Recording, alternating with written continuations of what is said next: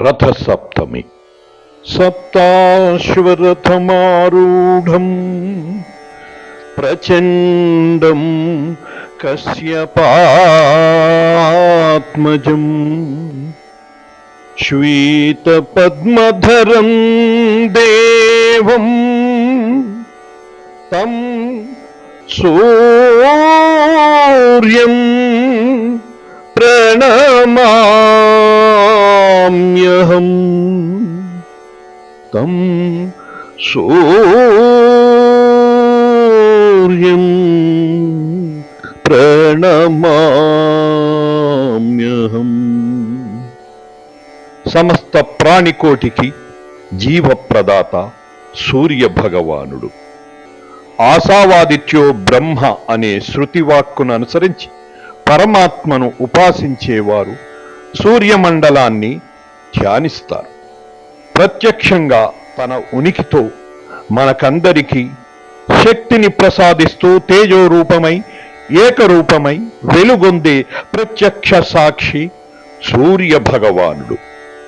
యశస్సు, కీర్తి, తేజం, ఆయుష్యులకు కారణభూతుడైన సూర్యునికి మిగతా గ్రహాలన్నీ ప్రదక్షిణం చేస్తున్నాయి.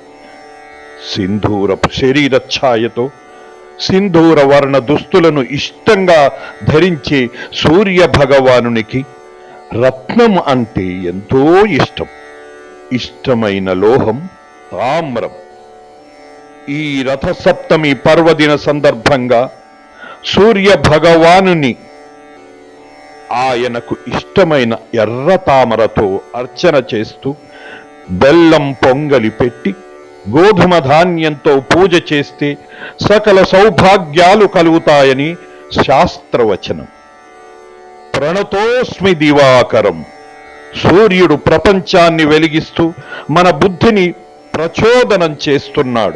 అంచేత సప్తాశ్వ సమారాధన ఆయురారోగ్య ఐశ్వర్యప్రదం.